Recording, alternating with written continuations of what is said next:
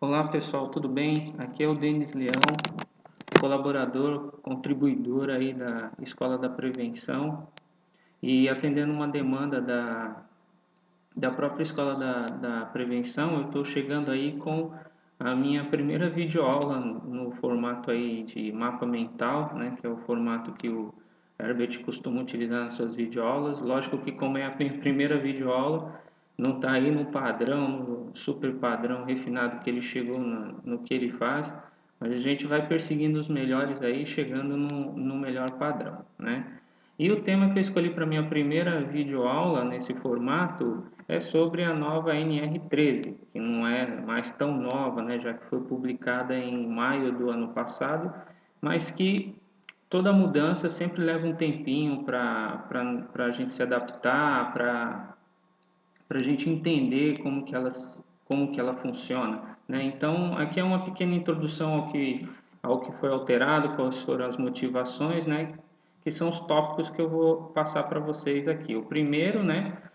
Qual foi a motivação para a alteração dela, por que que ela foi alterada, né? Então, aqui a gente vai explicar esses motivos, né? Essa motivação para essa revisão considerável que a NR13 ela sofreu. O segundo tópico apresenta a estrutura dessa nova NR, né, os tópicos em que ela está estruturada, quais foram as principais mudanças, né, nesse novo padrão para a gestão de vasos de pressão, de caldeiras e tubulações, e algumas observações interessantes sobre os prazos que estão previstos nessa portaria, a 594, ok? Então vamos começar aqui com o nosso primeiro tópico, né? Por que que a NR13 ela foi alterada? Primeiramente, ela foi alterada a partir da motivação, a partir de alguns atores importantes aí no meio da gestão de segurança e saúde, né? Em primeiro lugar, os empregadores, né? Uma pressão que houve das empresas para que ela fosse revisada, e os principais motivos que eles alegaram de que seria necessário ocorrer essa revisão, né? É que muitos itens eram burocráticos e estavam relacionados a situações que não comprometiam a segurança, ou seja, diversas situações que eram caracterizadas na antiga versão da NR13 como perigo grave e iminente, né? Risco grave e iminente, o famoso RGI, não comprometiam na realidade a segurança do colaborador. Então a nova NR13 ela trouxe essa filosofia tentando clarificar e focar naquilo que realmente oferece risco para a segurança dos trabalhadores, né?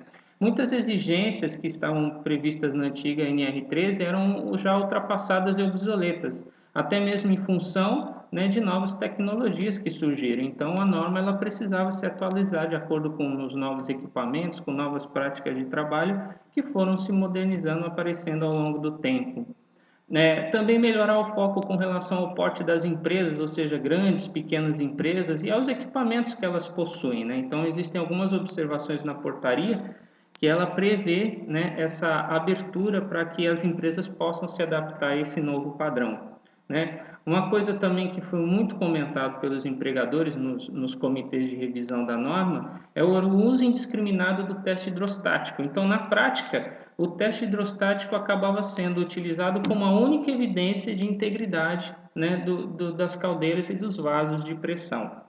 E, logicamente, né, como toda evolução, como toda norma que evolui, melhorar a clareza do texto da norma, ok? Bom, isso da parte dos empregadores. Da parte do governo e, lógico, dos trabalhadores, que também estão entre os maiores interessados relacionados à segurança, quais foram as motivações para solicitar a revisão da NR13, né? Houve uma demanda para incluir as tubulações, né? Independente do tipo de fluido, das dimensões das tubulações, esse item não era bem contemplado na NR13, não era contemplado na versão anterior da norma regulamentadora.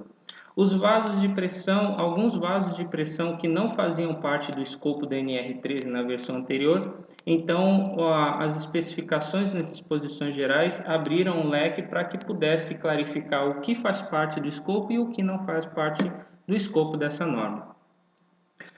Foi verificada também uma deficiência na formação dos engenheiros. Então, o profissional habilitado é citado de uma maneira mais clara e mais abrangente nessa nova revisão da norma. Também foram revisados os critérios de treinamento e reciclagem dos trabalhadores, lógico, ligado a essa evolução de todo o sistema em volta contemplado pela norma, né? E também melhorar a relação e a comunicação dos sinistros, né, por parte das empresas, tanto junto aos órgãos do Ministério do Trabalho, quanto junto aos sindicatos, aos representantes dos trabalhadores. Mas, lógico, são três pontos importantíssimos, né? A comissão tripartite, os empregadores, o governo e os trabalhadores. Mas um dos motivos mais importantes para que motivou a revisão da NR13 foi esse daqui, né? O número de acidentes que ocorreram. Essa estatística é do ano de 2012, dos últimos 10 anos em relação a 2012. Então, dentro do espaço entre 2003 e 2012, ocorreram 70 acidentes relacionados com esses tipos de equipamento, vasos de pressão, caldeiras e tubulações, com uma média aí, então, de acidentes de 7 acidentes por ano. Só com caldeiras foram registrados no Ministério do Trabalho 22 acidentes. E desses 22 acidentes, ocorreram 20 mortes e com 51 feridos. Então, é um número considerável, né? Quase um morto por acidente, se você for fazer a taxa mortal, né? 0,9. Os vasos de pressão tiveram 14 acidentes dentro desse período de 10 anos, e aí com 34 ocorrências fatais e 45 feridos, né? Então, olha a taxa mortal com vasos de pressão, explosão de vasos de pressão. E com tubulação ocorreram 21 acidentes nesse período, sendo que houveram 17 mortes com 83 feridos. Então, foram muitos acidentes. Então, isso significa o quê? Que a norma ela precisava ser atualizada, ela precisava evoluir, talvez os seus mecanismos anteriormente não estavam sendo eficientes ou a responsabilidade não estava muito clara para obrigar realmente os atores principais na prevenção de acidentes a aplicarem efetivamente as prescrições dessa norma. Tudo bem, gente? Então, essas foram as motivações para que ocorresse a alteração dessa norma.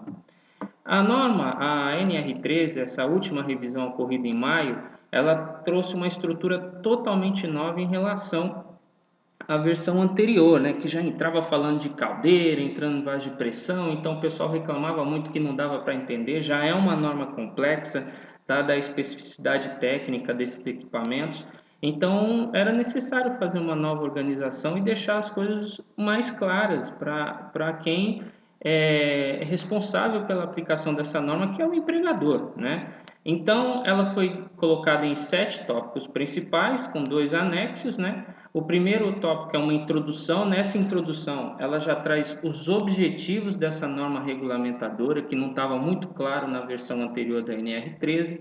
Então, ela fala aqui que a norma ela estabelece requisitos mínimos para a gestão da integridade estrutural, ou seja, o objetivo principal da NR é manter a integridade estrutural das caldeiras, dos vasos de pressão e das tubulações de interligação, no que se refere o quê? A instalação, inspeção, operação e manutenção, sempre visando a segurança e a saúde. Então, o que vai garantir a segurança e a saúde dos trabalhadores é a integridade estrutural desses elementos, né? E já na introdução, a norma, o Ministério do Trabalho, a Comissão Tripartite deixa bem claro que o empregador é o responsável pela adoção das medidas determinadas na NR, ok? O item 13.2, segundo tópico, é a abrangência, que era um dos anexos na versão anterior, e na realidade essa abrangência ela é muito importante para estar simplesmente no anexo, então ela entrou numa sequência logo após a introdução. O item 13.3 fala das disposições gerais, que é muito importante porque elas são caracterizadas as situações de risco grave e iminente de segurança para o trabalhador. Então lá deixa bem mais claro, um pouco mais simplificado, menos complexo, mas que fica muito claro para a gente entender quais são os riscos graves e iminentes que devem ser considerados para a aplicação da norma. O 13.4 traz o item relacionado às caldeiras, o 13.5 aos vasos de pressão, o 13.6 é novo, né, que traz a inclusão das tubulações, né, com as especificidades dela que estão definidas nas disposições gerais, inclui um glossário que não tinha na versão anterior da NR13 e foi reduzido para 2 anexos, já que a classificação dos vasos de pressão passou lá para um item dentro do 13.5, cara, que é a coisa mais lógica do mundo, já que faz parte do item de vaso de pressão, por que estaria num anexo? E os 2 anexos estão relacionados aos processos de capacitação de pessoal e os requisitos para a certificação daquelas empresas que têm um serviço interno para inspeção de equipamento, ou seja, não contratam um engenheiro ou uma empresa externa especializada para realizar as inspeções e a manutenção dos seus vasos de pressão, caldeiras e tubulações. Ok, gente? Então essa é a estrutura da nova NR13. E as mudanças que foram importantes aí nessa última versão editada, publicada em maio de 2014. Entre as principais mudanças na NR13, e isso é importante destacar, em 34 instâncias da norma atual, dessa última versão, ela fala do empregador. Em algumas delas, ela fala das responsabilidades do empregador. Ou seja, ele é responsável pela adoção das medidas que estão determinadas na NR, ele é responsável por comunicar os órgãos do Ministério do Trabalho e o sindicato, principalmente quando ocorrer acidentes. Então, a norma ela é bem clara nisso. Quando ocorrer acidente, tem que comunicar o Ministério do Trabalho, tem que comunicar o sindicato, né? A responsabilidade do diretor, do empregador em garantir o direito de recusa do trabalhador numa situação de risco grave iminente e a responsabilidade do empregador com a urgência das medidas para o controle de risco, ou seja, qual que é a prioridade na hora de adotar medidas? São medidas preventivas para controlar os riscos à segurança dos trabalhadores, ok, gente? Então, responsabilidade do empregador é crítico nessa nova versão da norma. Outra mudança importante foi a inclusão das tubulações de fluido classe A e B no item 13.6 da norma, como eu mostrei ali na estrutura. E uma coisa que é importante frisar é que esses sistemas, assim como as caldeiras e os vasos de pressão, aonde eles estiverem interligados, devem passar por inspeções periódicas e iniciais, né, como previsto na portaria, né? Foi clarificado os equipamentos que estão dispensados do cumprimento, então existia uma confusão muito grande a que tipo de vaso de pressão ou caldeira que estaria aplicada a NR13 ou não, né? Então no item 13.2.2 a linha, né, 13.2.2 da NR13, lá está previsto quais são os equipamentos que estão dispensados no cumprimento desses requisitos. Porém, a NR13 nesse item também deixa claro que, apesar deles estarem dispensados do cumprimento desses requisitos, eles não estão dispensados de outras regras de outros órgãos regulamentares no Brasil, como por exemplo os extintores de incêndio, que são pequenos vasos de pressão, mas que são regulamentados pelo Corpo de Bombeiros em cada instância estadual, né? Foram excluídos alguns itens que eram considerados na norma anterior como risco grave iminente, por exemplo, a falta de iluminação de emergência, saídas de emergência não adequadas, por não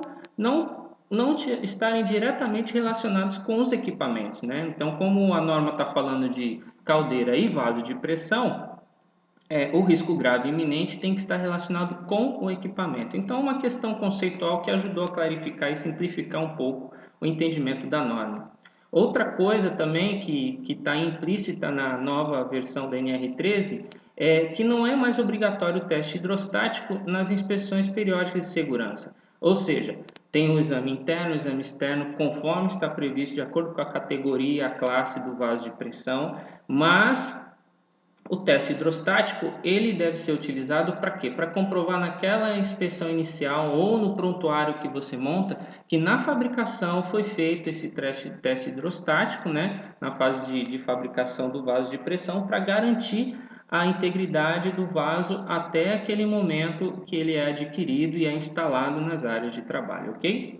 Uma coisa muito importante na NR13, pelo menos eu julgo, é que a norma nos itens 13.4.4.15 e 13.5.4.15, ela exige que se monte um plano de ação para os desvios que forem detectados nas inspeções periódicas. Ou seja, quando o técnico ou serviço interno de inspeção ele detecta aquelas falhas de irregularidades e registra aquilo tem que gerar um plano de ação, seja no livro de inspeção, seja nas sistemáticas internas de ação corretiva e preventiva que as organizações elas estabelecem.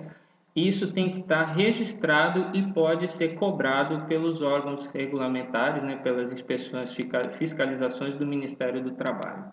A norma também ela passou a determinar prazos para emitir os laudos para as caldeiras, então tem um prazo certo para emitir o laudo a partir do momento que é feita a inspeção de segurança da caldeira, né? As caldeiras de álcalis, né, de recuperação, que são um ramo específico, né, desse tipo de equipamento, os seus prazos de inspeção estiveram estendidos em razão das análises que foram feitas, né, ao longo desses anos para a revisão da norma, e cria prazos, né, para emissão dos relatórios de inspeção dos vasos de pressão também. E o exame interno das caldeiras, aquele exame interno que é feito, ele deve ser registrado fotograficamente. Então não adianta só chegar lá no livro ou no laudo da inspeção e escrever que foi feito a verificação interna, o exame interno da caldeira. Esse exame ele tem que ser registrado, deve ter provas fotográficas de que ele foi realizado. Ok, pessoal? Então essas são algumas das mudanças mais importantes que ocorreram na NR13. Ela é grande, ela é vasta e o assunto não se esgota aqui na videoaula, obviamente. O que faz a grande diferença é o aluno, ou o professor, ou o instrutor, ele correr atrás, abrir a norma, ler o tópico, entender, pesquisar, para que ele possa se aprimorar no entendimento dessa NR, ok, gente? E, por último, para a gente fechar, né, eu acho que é importante citar isso, principalmente para os empregadores, existem alguns prazos previstos na portaria 594 para que sejam aplicados alguns itens específicos que demandam análises ou alguma coisa que demanda um trabalho mais importante ou que leva mais tempo ou tem mais complexidade para a implementação desse item, ok? Pois bem, vamos a esses prazos específicos, né, previstos na portaria 594. Um prazo importante são esses itens do 13.6, que são especificamente referentes às inspeções e aos laudos das tubulações, né, que tem um prazo aí de 12 a 24 meses, dependendo do item, a partir da publicação da portaria. Ela foi publicada em 4 de maio de 2014. Então, quem tem tubulações que se encaixam no escopo da NR13 já tem coisa aí que em maio de 2015 tem que estar pronto, né? A não ser que as empresas façam um cronograma, apresentem um cronograma com um prazo de implantação máximo de 4 anos a partir da publicação da norma. Tá? Ou seja, a partir de 4 de maio de 2014, você tem um prazo máximo de 4 anos, desde que justificado até mesmo por algum projeto apresentado por um profissional habilitado, por um engenheiro específico nessa área de caldeiraria e tubulações, ok? E alguns itens, né, dessa norma são válidos somente a partir da publicação da portaria, como o item 13414 na linha E o 13514 a linha E, que são referentes ao registro do teste hidrostático de fabricação nas placas de identificação dos equipamentos. Então, os equipamentos antigos, na sua placa de identificação, não registram o teste hidrostático, alguns deles, alguns até já se anteciparam e colocaram. Então, esse item, ter o registro do teste hidrostático da fabricação na plaquinha de identificação da caldeira ou do vaso de pressão, isso só será exigido para equipamentos que foram fabricados a partir de maio de 2014. E referente à inspeção de segurança inicial das tubulações, o item 13.6.3.1, ele é obrigatório somente também a partir da publicação da portaria. Então, equipamentos antigos, anteriores, não exigiriam esse item que está dentro dos requisitos de inspeção de segurança inicial para tubulações. Ok, pessoal, então essa é a minha contribuição de hoje, né, para a Escola da Prevenção. Essa é a minha primeira videoaula, espero que vocês tenham gostado. Peço encarecidamente que vocês comentem lá nos comentários, positivos, construtivos, negativos. Olha, não gostei, estava ruim, não estava legal, né? Eu vou disponibilizar, conforme a necessidade, eu vou disponibilizar os slides, né? Porque isso aqui eu tinha montado em PowerPoint e eu me propus esse desafio de fazer no FreeMind aqui, no Mind Mapping aqui. E espero que vocês tenham gostado, gente. Muito obrigado aí, obrigado à Escola da Prevenção, um abraço ao Herbert Bento, a todos os alunos. E vamos que vamos junto aprendendo e crescendo. Gente, valeu, um grande abraço.